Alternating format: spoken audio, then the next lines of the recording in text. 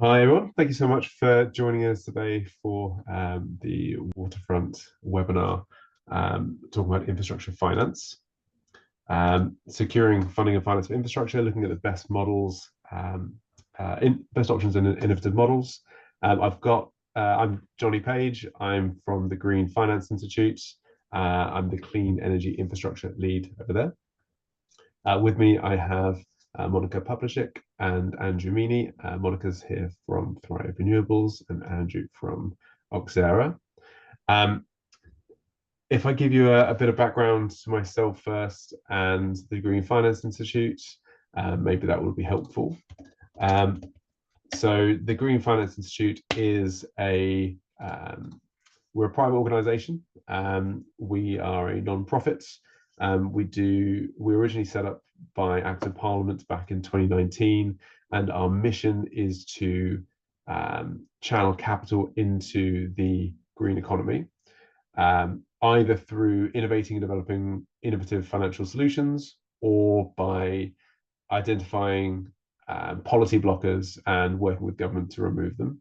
So and with our focus being exclusively on the green economy, what we've done is we have identified verticals that we are applying ourselves to one by one.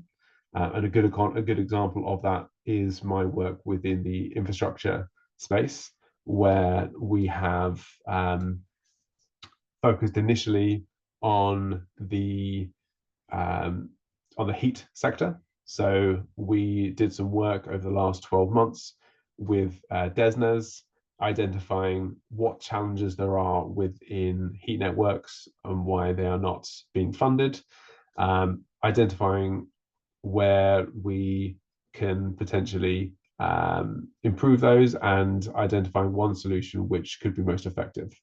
And off the back of that, we're launching a heat network liquidity pool, which basically what it does is smooths out the cash flow of heat networks, especially in the early years when they are most at risk. And we can talk about this a little bit later about sort of the innovative thinking we have there. But the key thing, what it's doing there is it's trying to minimize risk in order to allow debt to enter the market, to allow cheaper capital in to fund the projects and therefore reduce the cost of heat. And so, yeah, that's my focus. Today, we're here trying to look at some of the ways that you can make sure that you can set yourself up in the best way possible to successfully secure funding, and some of the ways you can think differently to help give you a bit of an edge in the marketplace.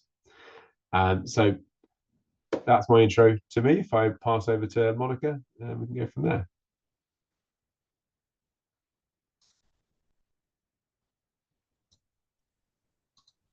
Thank you, Johnny, for that. Pleasure. Hi, everyone. Really excited to be on this webinar today. My name is Monika Pawlaczyk. I am the Chief Investment Officer at Thrive Renewables. I will be coming to this from very much energy investment perspective. At Thrive Renewables, we invest in projects in the UK, different technologies, wind, solar, battery storage, geothermal, and hydro. And we have been doing so for 30 years. We were originally set up in the sort of mid-90s. When there wasn't much renewables on the energy system, and yeah, it's been a pleasure being part of the UK's energy transition journey. Very much right now focused on what's the next kind of energy transition kind of ahead of us. We are now owned by 7,000 individual shareholders. And that sort of community sense is very important to Thrive, and I will talk a little bit more about that in my presentation later.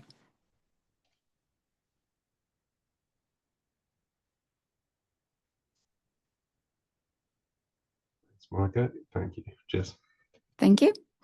I'd like to set the scene initially. Maxine, can we have the next slide, please? So just to set the scene in terms of investment in the UK, the global context. So globally, the investment in energy transition has seen a significant growth.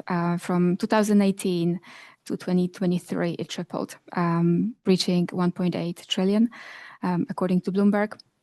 And we see this kind of all over in terms of the COP commitment to triple worldwide renewables investment by 2030 and the urgency kind of around that investment is really key. And really, UK and European Union has been leading the way. So today, I'd like to look at some of the solutions how we investing here in UK in renewables. If you can go to the next slide. What's been amazing in the UK in last year is that for the first time ever, we actually reached just over 50% of UK energy from renewables, which is a new record for UK. And this ambition is further strengthened by the government, which set a very ambitious target of 95% clean power by 2030. This will require a significant amount of investment. We're talking about 40 billion of investment each year. Some of the issues that UK energy has experienced in the last few years is quite a lot of volatility on the power markets, which has presented both opportunity but also a slight challenge for us as an economy. And renewables is really the answer to many of those challenges because renewable energy can deliver UK homegrown clean power that is also predictable if it's done with the right energy mix, and as well is the cheapest form of electricity. There's been some challenges on economic models, and one particular I often want to kind of mention is as we've seen the rise of interest rates generally in the last few years, this has challenged some economic models when we're considering investment in individual projects. And that's still an issue despite some of the recent changes or decreases of interest rate. But that cost of capital has been a challenge for many of the kind of private investment. And this is a question about role of public capital, which is the next slide. How can we work with organizations such as National Wealth Fund, GB Energy, sort of new established, and yeah, we think there's a huge role for those organizations in supporting net zero initiatives. Maxine, can we have the next slide, please? Thank you. So there's a lot of opportunity, especially for sort of local energy projects, especially for place-based opportunities. And something we at Thrive have been exploring is how can we leverage that public capital alongside private and local capital into individual projects. And I have an example I will share later with you of a project we delivered in a kind of blended capital way. If we go to the next slide, please. We really believe in power of collaboration. 82% of UK public support renewables. And I recently found out that it's twice as much as support of Taylor Swift, which surely is a good thing. So yeah, on that general public support, I think that also looking at ways how we can scale up innovation and delivery of projects and really also speed some of that rate of delivery, I think is really important. And in terms of that collaboration, kind of another area that we often come across projects that do happen is where there's a strong kind of local interest. And something I put on the slide is 30% of UK electricity comes from small and medium scale projects. So those sort of small projects have a real kind of local engine for energy as well. Can you have the next slide? Thank you. I often as well mention community energy at these in these sort of presentations because the role that those community groups can play in local energy initiatives is huge. They often lead these projects and can also provide a support for developers, organizations developing other infrastructure in the area. And I think it's important, especially when the public support is and public finance is considered, that it's looking at how the local communities can also access benefits from these projects, ultimately delivering a just transition for the UK as well. Can we have the next slide? In terms of Thrive approach, so we have been investing in projects, as I said, for 30 years. To date, we built 44 or 45 actually with a recent acquisition of projects in the UK. Many of our projects are quite, our largest project is 60 megawatts project we're delivering in Scotland at the moment. But we've been really looking at the kind of lower end of this in how we can support community projects. And we established a new funding mechanism last year with Better Society Capital, which is a 40 million partnership to deploy into community projects. And a very innovative model within that we're trying to develop is shared ownership, which would be schemes where local communities can buy shares in commercial, larger scale projects. The benefit of that is that these projects then usually benefit from economies of scale, so they can also deliver more community benefits and kind of bigger impact for those local economies.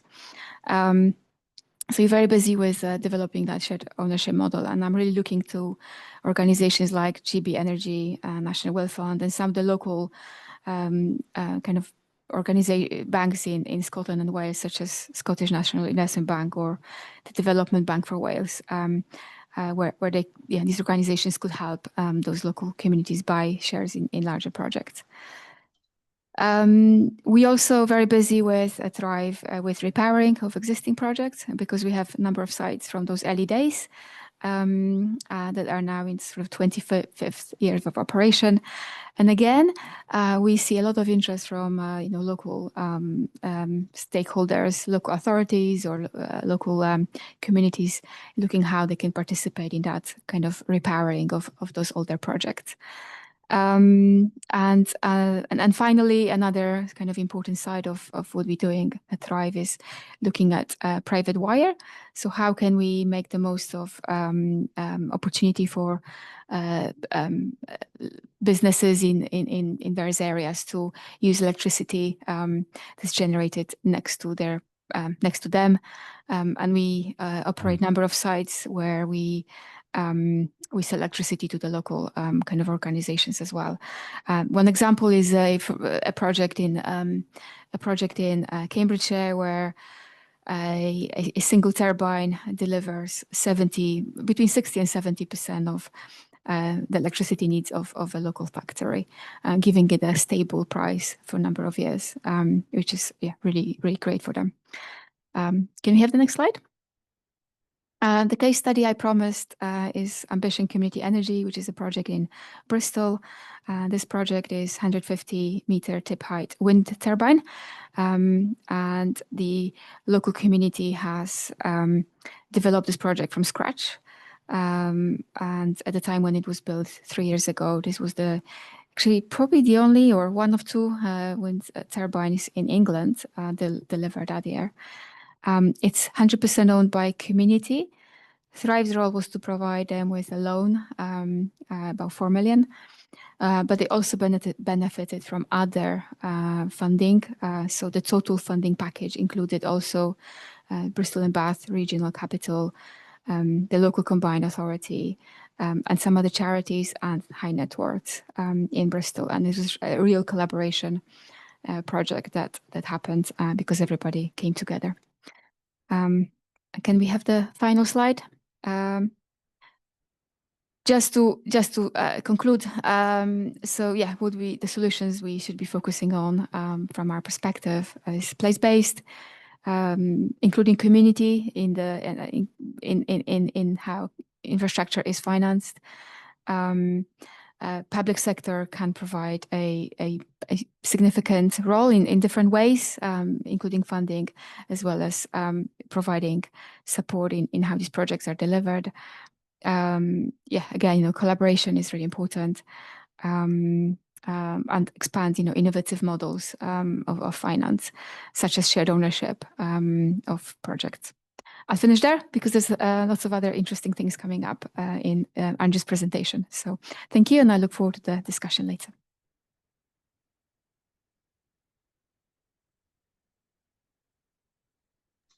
Thanks so much, Monica. Really appreciate the insights there. Thrive are doing some really exciting things. I should have said at the top of the call, if you have any questions throughout, there is a little button at the bottom that says Q&A. So if you click on that and type in your question, then we'll be able to come to that, to come to some of those questions in the second half of the call. Really interesting. As Monica said, we had some really people from across the different sectors, both as funding providers and projects. So interested to hear sort of different thoughts from both sides there. Andrew, love to hear what you have to say. A little intro to you, and I understand you got some slides as well. Yeah, thanks, Johnny, and thanks, Monica. So I'm Andy Meany. I'm a partner at Auxera. We're in economics, finance, and data science consultancy. I head our transport practice, but I've actually got quite a long background in financing infrastructure, financing utilities, as well as transportation. I also have a hat on which plays to both what Monica and Johnny were talking about. I'm sponsoring a rural heat network in my village. So a lot of the work that Johnny's doing and a lot of what Monica was talking about is very close to home as well. But I suppose I wanted to just make some remarks on a few topics, perhaps more at a macro level. I think one thing we can often do in this context is, and Johnny and Monica won't be doing this, but I think we can confuse funding and financing, and the two are very different. If I want to make a large purchase, maybe a new washing machine or even replace a car, then all of the time I'm going to be funding that. The money's going to be coming from me.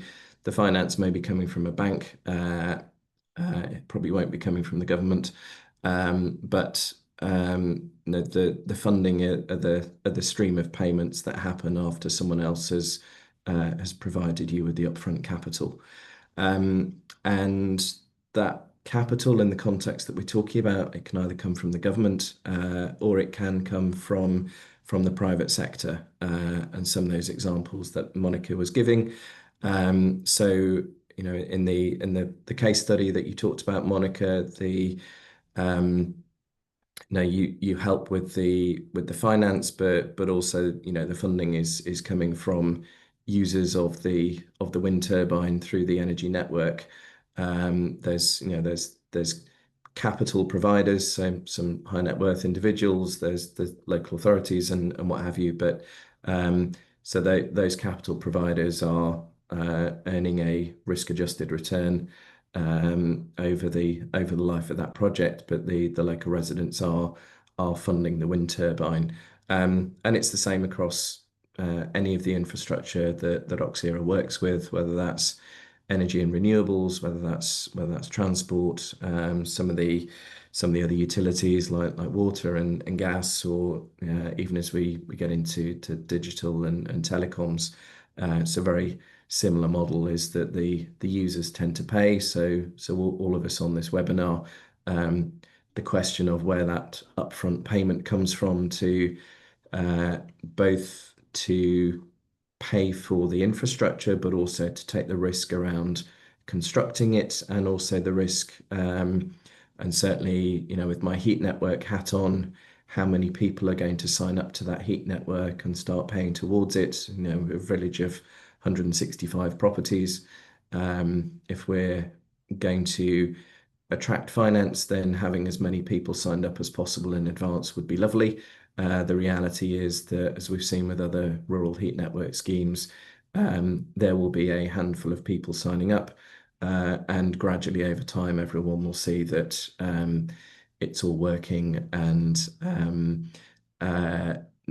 none of the scare stories have actually come to pass, and it's just like buying oil and putting it in a tank in your back garden and burning kerosene and creating air quality issues, which we have to resort to at the moment because there's no means of producing heat for homes and for hot water. So that's if you like a sort of description of that distinction between funding and financing, and I suppose if we look back at how we have financed energy generation in the past, a lot of that, certainly before Oxera came into existence during the utilities privatization in the 1980s, a lot of that finance was being provided by the government. The privatization in the UK and in other countries meant that a lot of that finance was increasingly being provided by the private sector, so it was less reliant on the ability of government to have fiscal space in order to be able to attract that finance. And today, we know that the UK government, like many others in the EU and further around the world, is pretty constrained in terms of its fiscal position. Maxine, I just wonder if you would mind throwing up my third slide, please, just to explain the fiscal rules that you may read about in your favourite way in which you access the news, but I think it's just useful to see them written down. So when this government came in, they said that they would stick to two fiscal rules. One is that they want to balance the money that they get in with the money that they spend within the year. So what we might refer to as the government's operating costs. They call it their revenue funding, but really they're trying to make sure that the money they're getting in through tax and that they are spending on day-to-day spending on things like welfare, those are matching by the end of this Parliament. And we also have this element in government spending in the UK where there are some protected departments like health, and then some unprotected departments, so justice and the department I deal a lot with in transport. These are unprotected, which means they are more likely to be susceptible to cuts in order to hit that particular stability rule. The investment rule, the idea here is that government should be able to borrow from the financial markets in order to invest.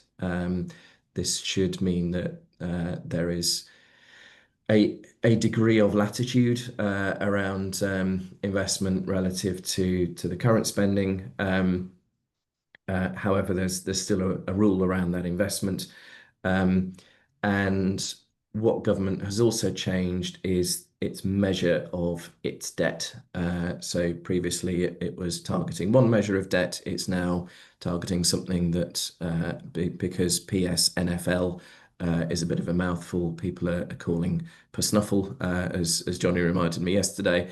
And basically it's a measure of debt that captures assets that the government has, like its sort of old shareholdings in NatWest and the student loans book, but also its liabilities around public sector pensions. But that measure of debt should fall as a proportion of GDP by the end of this Parliament as well.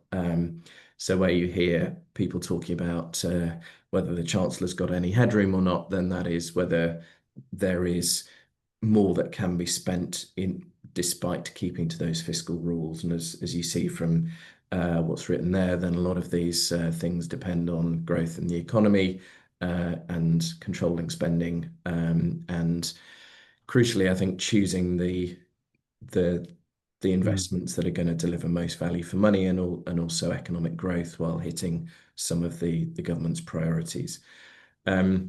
We're of course doing this in a time of inflation. It's a bit more under control than it has been in the earlier part of this decade. But fundamentally, government isn't going to be turning up with largesse, and I think people who are relying on government to finance, let alone fund what they're trying to do in terms of infrastructure or in terms of other projects are probably going to have to convince government that their project offers much better value for money than pretty much anything else, particularly in an unprotected department. Thanks, Maxine. I think you can stop sharing now. Of course, what this does mean is that we are more reliant as a nation on things like the National Wealth Fund and some of those other sources of part public, part private finance that Monica referred to, and as well as more general private sector finance. We're seeing a lot of projects that are developing or have developed that are at a very large scale, being supported by government through the use of the so-called regulatory asset base approach. So that's being deployed for things like carbon capture and storage. There's a RAB element to Sizewell C, which has also got a fairly healthy equity injection from the Treasury, and also Lower Thames Crossing, to the extent that is going through the motions of developing a private finance solution. So at the very big level, then there are these single project investable propositions that are being put together. At the smaller scale, the scheme that I'm talking about locally, that's £7 million. The National Wealth Fund's minimum ticket size is 25 million. Although I think they look at smaller amounts for local authority projects, but you have to in some way find a way through the demand risk, the construction risk, to get to a point where I think communities are fundamentally content with what is a new utility company replacing something that they may be paying for on an ad hoc basis. If you've got an oil tank, you refill it when you choose to.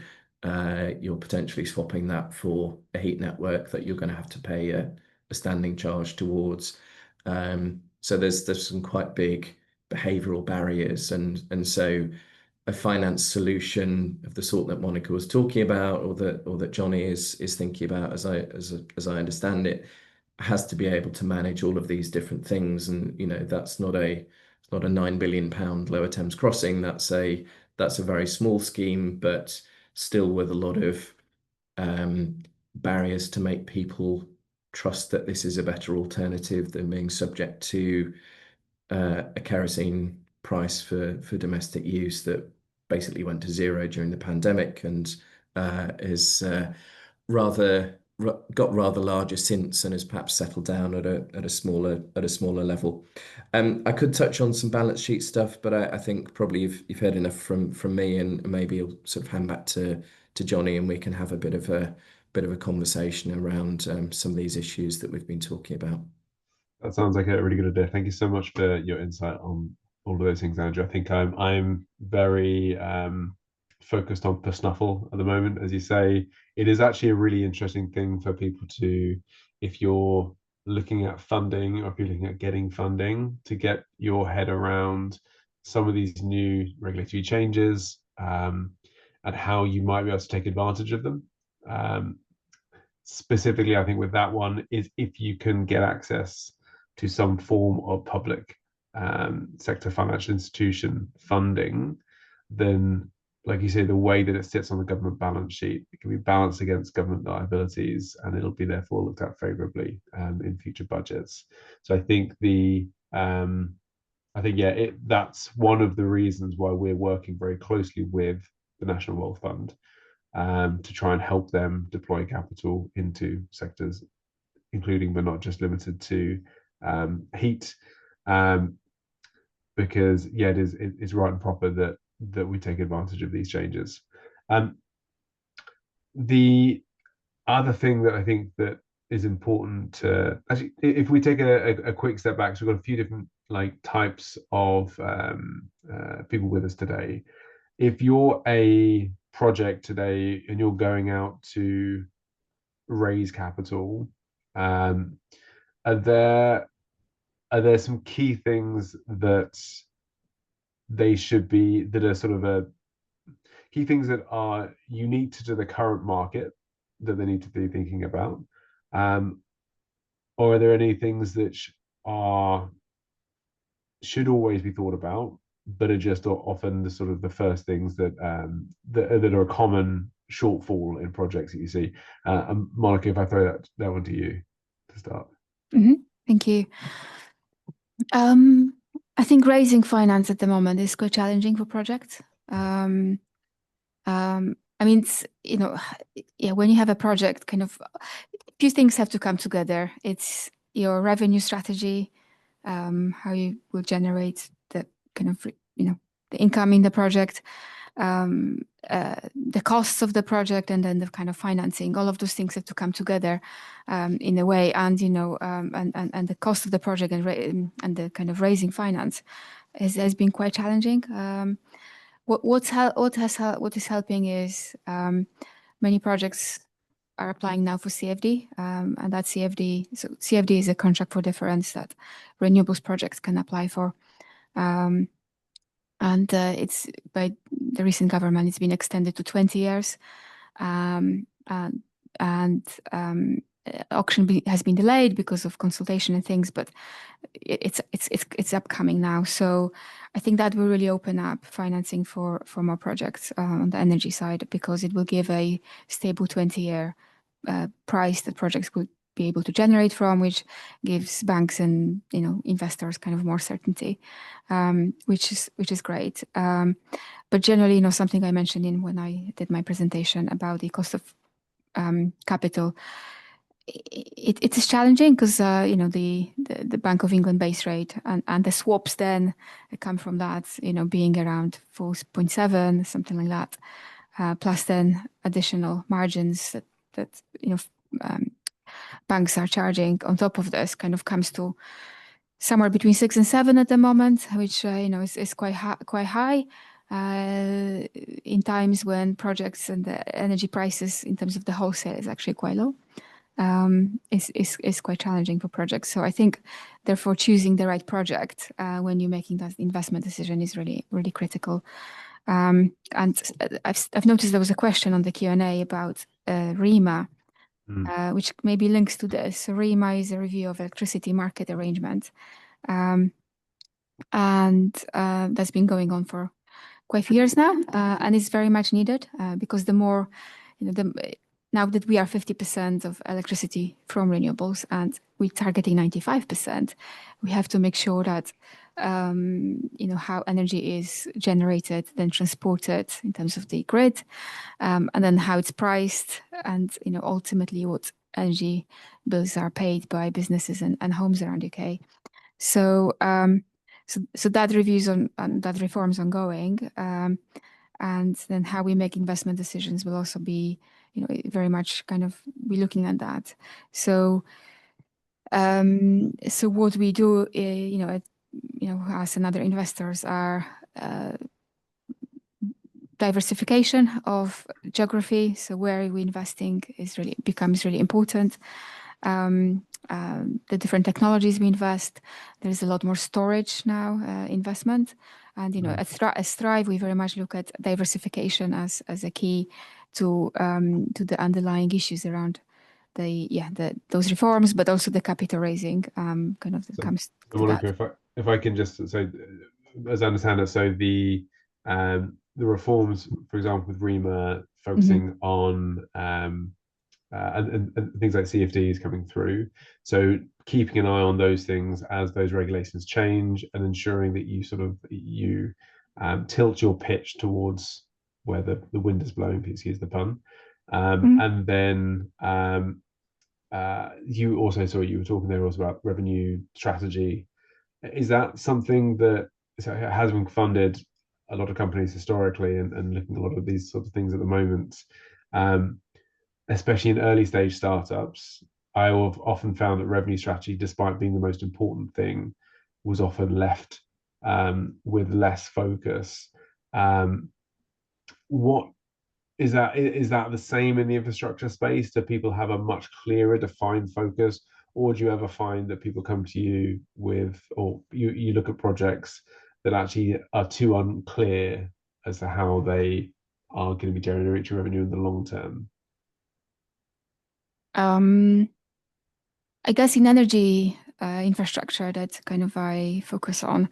One thing is climate is obviously something, and that's a part, big part of the revenue, kind of how much wind and sun and kind of will be. So that's one where we need to, there's a lot of studies and kind of research going into kind of understanding that side.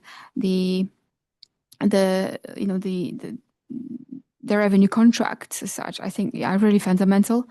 And we've seen a number of approaches from corporate PPAs, for example, where you have a long-term PPA with a corporate that agrees a price, mechanism, and then, for the next 15 years, you'd be selling at this level, and those sort of longer-term, contracts are always the most kind of in terms of risk, risk mitigation. So they usually are kind of really valued, and I must say, all of the wind projects or solar projects I've seen, most of you would expect some element of that contracting in place. Definitely for senior lenders, for banks, that's an absolute must. If you don't have that, because perhaps your strategy is to benefit from short-term volatility, or you want to do that contract closer to operations date, then you need to have more equity to take the project through, through the original financing, because external funders, typically need kind of more of certainty. An area which is challenging that I've seen is, one of the it's a kind of more in terms of innovation. There's a lot of innovative projects coming through on the technology, and these really struggle with the revenue strategy, because so much depends on on that innovation, how much actually value it will deliver. It's not always very clear. So yeah. It's interesting. Thank you so much. And I think on the innovation side of things, it's actually something which I wanted to make sure we had a good amount of time to talk about today. John Cape asks about what I mentioned around the early year smoothing out of cash flows. And I think it's potentially a good time to just highlight again what the GFI is and what we look to do. We like to look at these sorts of things that where, like you say, there's the difficult early years, especially there's a lot of back and forth between sort of the risk and return part around, especially towards the closing of financial close, that we are trying to support in the heat network space by introducing some financial products which we think are relatively straightforward and simple, and just and like the best things, straightforward and simple things tend to work better than anything which is too over-engineered.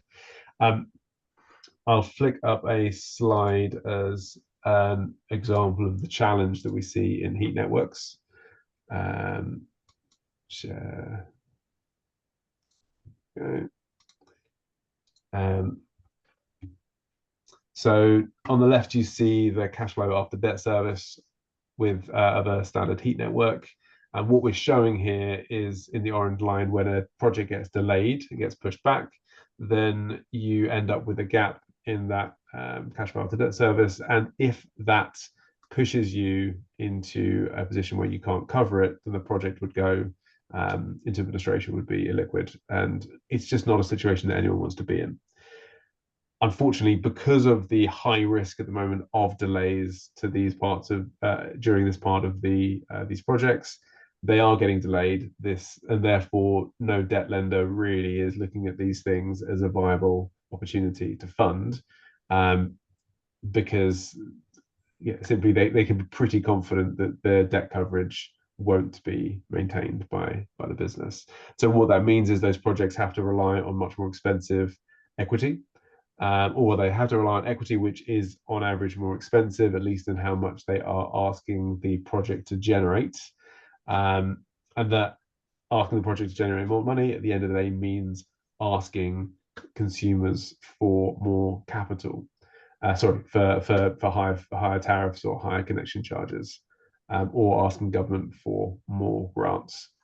And so what we have looked at doing is producing a liquidity pool system where it, for want of a better term, acts a bit like a revolving credit facility, except we're not looking at this as a credit facility. We're looking at this purely as almost like a refundable grant, where on the left at the bottom here, you have the standard heat network project co with the Green Heat Network Fund paying some construction grant in, equity investors paying the rest.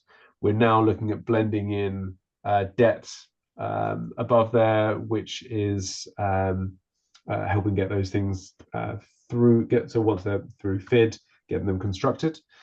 If the debt coverage isn't maintained, that is where the liquidity pool will step in and essentially make those payments on either on behalf of the network co, or more likely it'll pay it to the network co, the heat network project co, and they will therefore be able to maintain their coverage. And then once that project is up and running, then they are in a position where they can repay that grant back into that central pot. And on the right hand side, you can see it goes on to be reused in future projects. So the two things we're doing there is, one, switching from just pure getting grant in there to maintain the IRR for these projects so we can get equity investors in there, towards actually how do we bring private debt into the market, which will bring down that cost, which will bring down the cost, the cost of heating. And then critically, at the end of the day, then reusing that capital on multiple projects. And it's a thing that we're very excited about. We think is could have a lot of impact. And actually, I'll just one more slide. The impact of that at the end of the day is you can utilize that savings that the project has made in a few different ways. One is it's not on here, but as a project that may be struggling for revenues, you can just actually hit the revenue targets you need to do. The returns that you need to hit. Or you can lower the heat tariffs, for example, blending in 70% debts at 25% lower than your existing cost of capital. You can lower heat tariffs by 10%. You can reduce connection charges by a third plus, up to, we think, about 40%.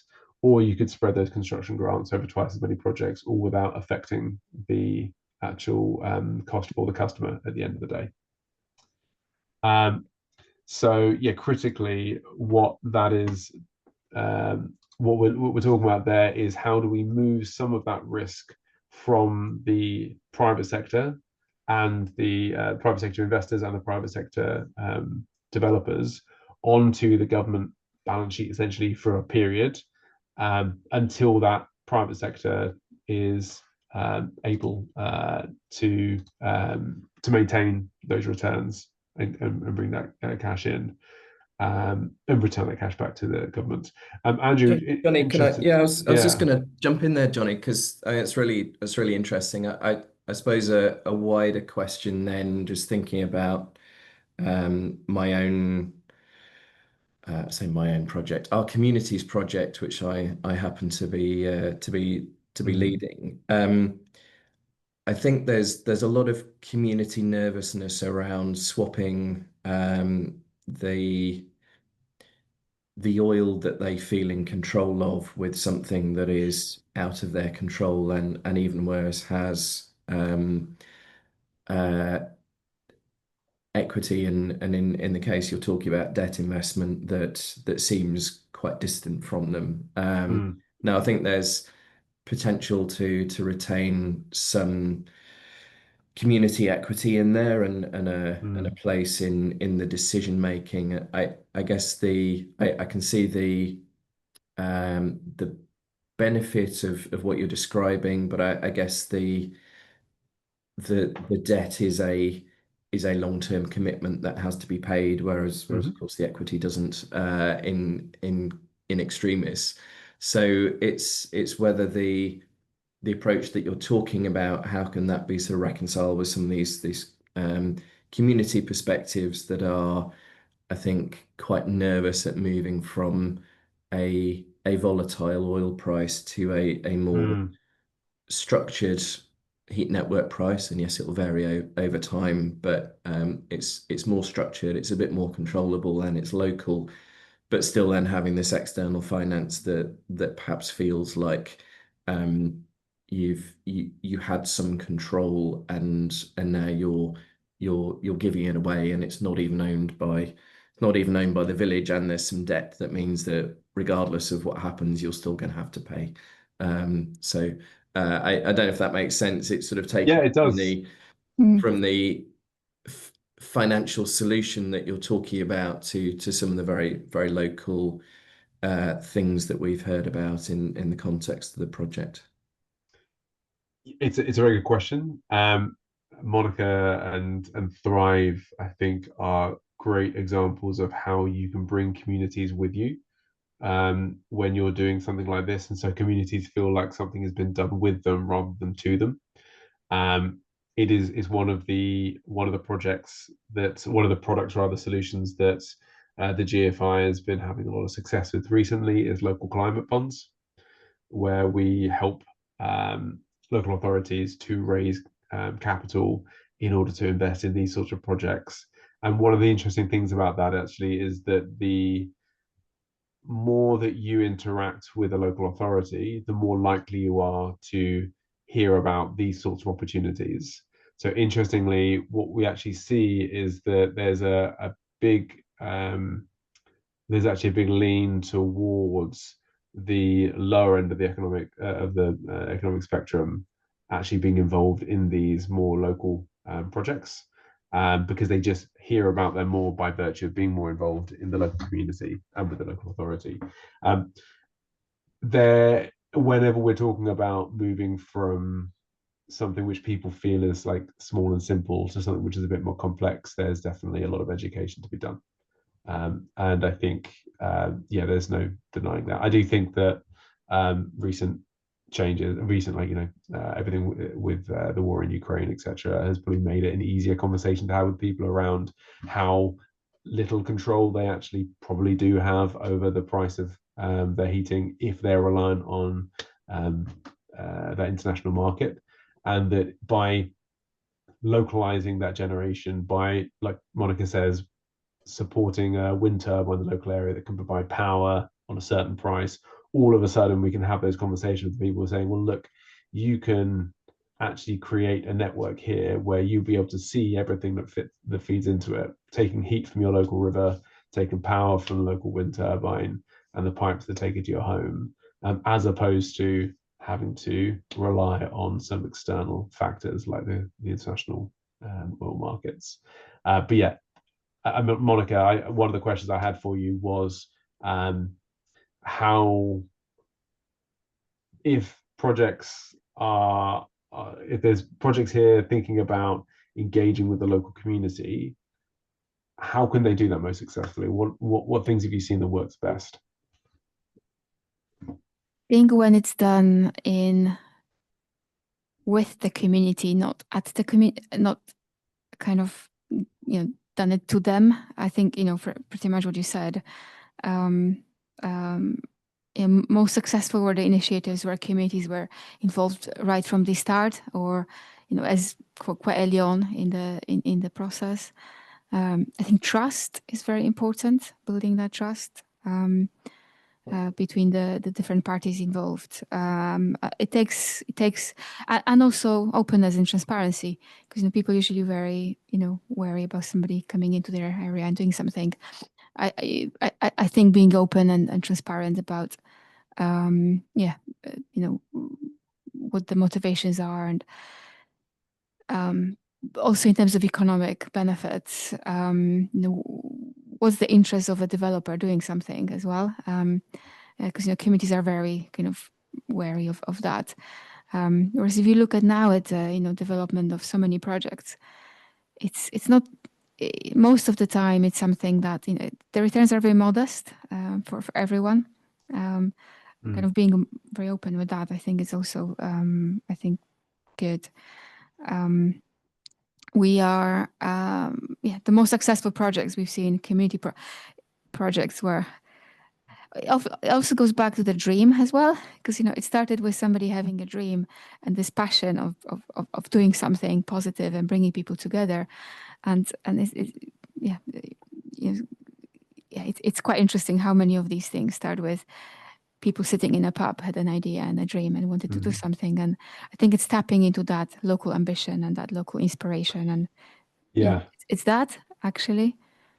It's actually it's thanks actually for that. I think that's really interesting, and I think the conversation that we had the other day when we were talking about this webinar was Andrew mentioned his local network that he's working on, and we talked about the Swaffham Prior network, which is just north of Cambridge where I am, and it was put together by Emma Fletcher from Octopus, and very much a sort of not just a passion project, but let's show how small communities, local communities can do that. Yeah. And there's some really good information online and good educational pieces online for that, about showing local people sort of the sort of the nuts and bolts of a project, how it works, how these things are priced, how it compares to their existing alternative, which, as you say, is mainly oil-based heating. And so I think there's probably a lot to be said for trying to find those cases of best practice and speaking to the people that are doing them, because most people that are working in this space are very happy to share. Andrew. Yeah, thanks, Johnny. I think there's one point in here that's important, because I think with any infrastructure scheme, you've got to really understand well what I as an economist would call the counterfactual, and that is really what's going to happen if we don't build this thing, whether it's a development at a port, whether it's an onshore wind turbine, you name it. But you've also got to construct, whether it's in a government business case or a private sector business case, what the market's going to look like without this thing. And I think it's what I've seen really often is two things. One is that there's quite often a degree of unwillingness to talk about that counterfactual situation. I think that happens a lot with officials at government departments. They don't really want to have to predict what the future is going to have in it, because it might not look that attractive, because it might be a sensible counterfactual for that project, but then people will read in, well, actually, if we don't do a bunch of other stuff, then that counterfactual is going to happen, and that's not very nice, and that has political consequences. But I think right down to the very local level, it also means that you've got to be honest about the energy transition, because certainly at the moment, kerosene is a lot cheaper and more controllable than a heat network, unless it's the Swaffham Prior type scheme, where you've got a lot of beneficial things in your favor, which may well end up happening for other schemes, including ours, but there's no guarantee. So what that means is that the counterfactual is really important, because then you're saying, well, your oil boiler, you will have to service that every year, and you'll have to replace it, and then the government's talking about banning you from having an oil boiler, and that doesn't look very good, does it? But then you're almost selling the energy transition to people, and what you should be doing is saying, well, actually, this is more controllable, it's local, you'll have a stake in it, you will be less susceptible to wild swings in global oil prices caused by people that you'll never have any control over, because the energy transition is however many years away and very distant from a rural community. So I think that point about being able to get people engaged with what might happen and what they need to plan for, that's important for the financial modeling, but actually it's much more of a let's talk about when the kerosene price went from sort of 0 to 100 in the space of a few months, and you then had to go out and buy oil, and that wasn't nice, was it? So it's those types of things to help people understand the benefits locally, but also having a very sensible counterfactual that means that people aren't making sort of quite strange assumptions that we have seen, and I've seen across lots of projects, whether they're billions or millions. Yeah, I think I think Greg Jackson, again, Octopus, made a really good point when he was on Question Time, that if you look at the marketing for Octopus, these guys behind me, I did used to work for them, for context. I did just have them hang around. They are very cute. They don't mention climate change. They don't talk about 2050. They don't talk about net zero. They just talk about delivering things that people want and need at an affordable price and keeping that as their North Star. And I think that North Star is very much what informs them. It's what's got them to where they are today. And so, I think again, if we're talking about bringing people with us, that's what people care about. It's the money in their pocket at the end of the day. And this isn't a heat network call, but just on the heat network side of things, as an example, government they are very aware that the alternative to a heat network isn't an air source heat pump. Like, people are not generally tossing up between those two. They're normally tossing up, do I switch from my gas boiler, my oil boiler, whatever it might be, to a heat network? And that's a very difficult decision. And I think we shouldn't pretend that it's an easy decision to make. We've got a few minutes remaining. Is there anything else that we wanted to particularly cover today? Otherwise, I've got a couple of sort of closing thoughts.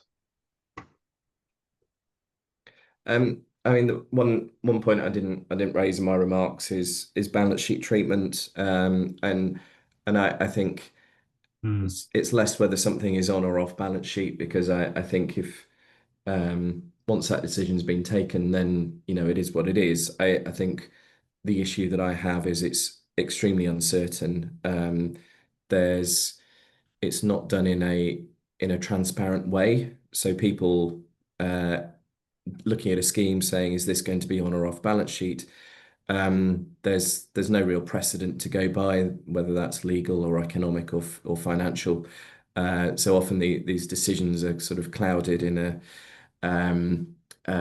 opacity, and I think having a much more transparent debate about whether something is likely to be on or off balance sheet, I think that can only help schemes, because otherwise you can end up taking decisions around how a scheme is financed that are very much linked to balance sheet treatment rather than sensible operation and financing of a scheme. And I don't think that's the right way to set up a business. That's a really great way to end it. I'm conscious that we've got probably a few seconds left on the call. So I wanted to thank you both again for your time today, and thank everyone for joining us for the webinar, and look forward to joining Waterfront on the future one in the future. Thanks, Johnny. Thanks, Monica. Thank you so much. It was great to chat. Thank you. Thank you so much. Pleasure. And I think we'll leave it with Maxine to pick up on